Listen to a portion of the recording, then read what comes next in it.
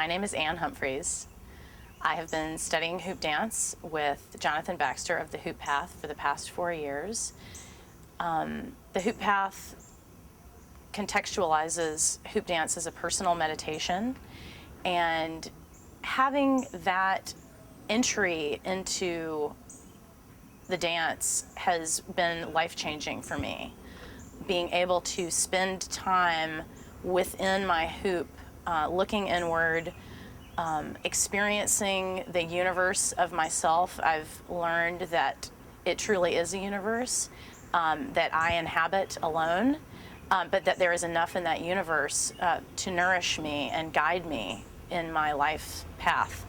And I've really been astonished by how much it has changed me as a human being. In the last year, I've been spending a lot more time in my hoop, exploring my own imagination and finding new things there, and it's been an incredibly rewarding part of my practice. I spent a few years just acquiring the knowledge and the wisdom of the great masters that I was surrounded by. And in the last year, it's been really interesting and fun to play more in the hoop and to be more free and explore and just be guided by my own imagination and intuition.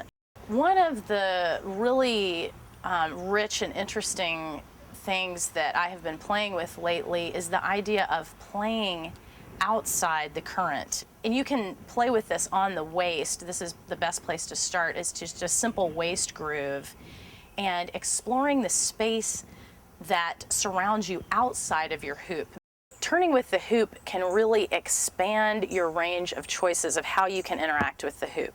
And so learning how to turn with the hoop, that means turning in the same direction as the hoop, whether you are turning at a rate that's very close to the rate that the hoop is revolving, or whether it's much slower. You can really vary your rate, but that can expands your range of choices within the hoop as you move. So let me demo this.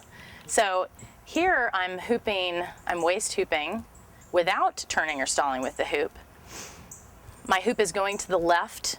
In Hoop Path we call that left current. My current is flowing towards the left from right to left. The point of contact, which is where the hoop touches my body at any given moment, is rolling around the front of my body from right to left. I'm in left current. So if I'm in left current, that means I want to step to the left. What that means is that I need to step my left foot back and my right foot forward. First, I'm going to try to step my left foot back. And as I step my left foot back, I'm actually going to sweep it around to echo the shape of the hoop.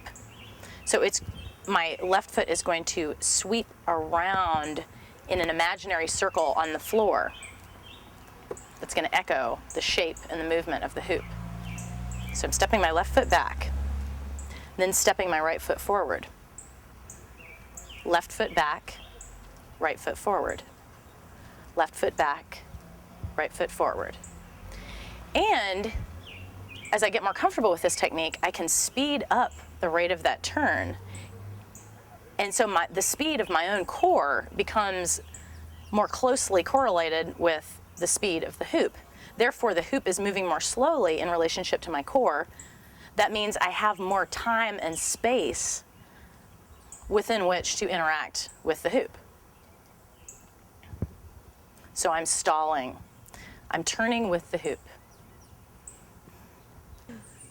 So every time the point of contact comes flush against the core, a space opens up outside the hoop into which you can sweep or dip your arm or hand, or both.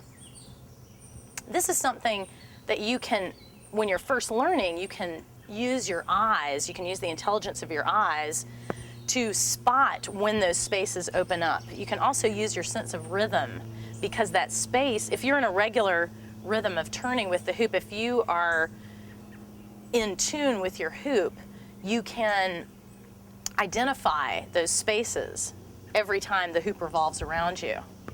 So you can use your eyes to look down and see when is the point of contact flat against my core. That's where a space opens up outside the hoop.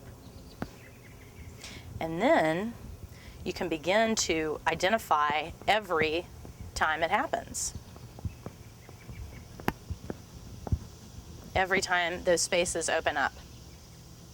So you can begin to practice this on the waist, and you want to practice in both currents. This is something I learned with Baxter, is that we always want to use both currents as fully as possible. Experiencing the universe, the full range of movement that surrounds us, of potential movement. So now I'm in right current, I'm in the opposite current, I'm turning with the hoop, and I'm sweeping down into this negative space. That's one way that I've been thinking about this space outside the hoop.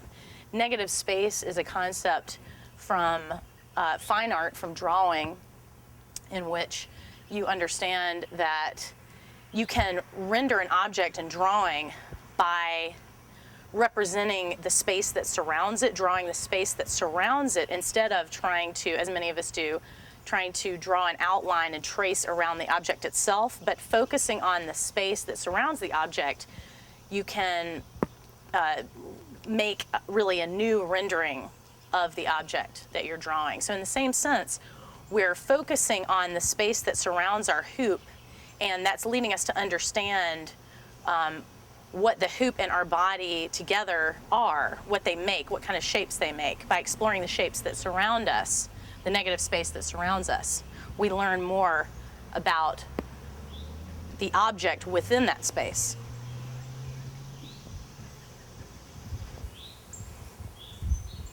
So when we're up on the shoulders, there are a couple of different approaches we can try to explore the negative space up here. So we can start out just pulling one arm out of the rotation, then noticing when does that negative space open up, and then sweeping one of the arms, the outside arm, the arm that is without the hoop, that is not within the hoop,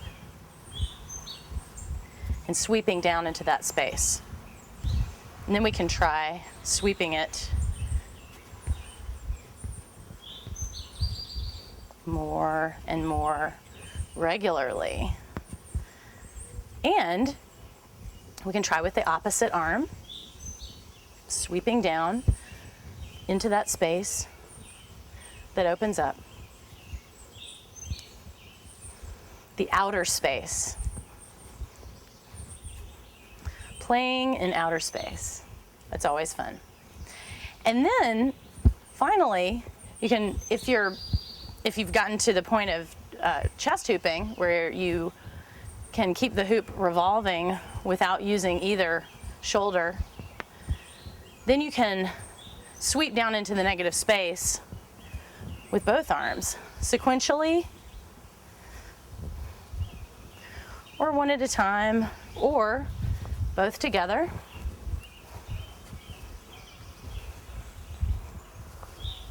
And of course, we're going to try in our opposite current. No matter which one feels more natural, no matter which one we feel like we're better at, we're always going to practice in both currents.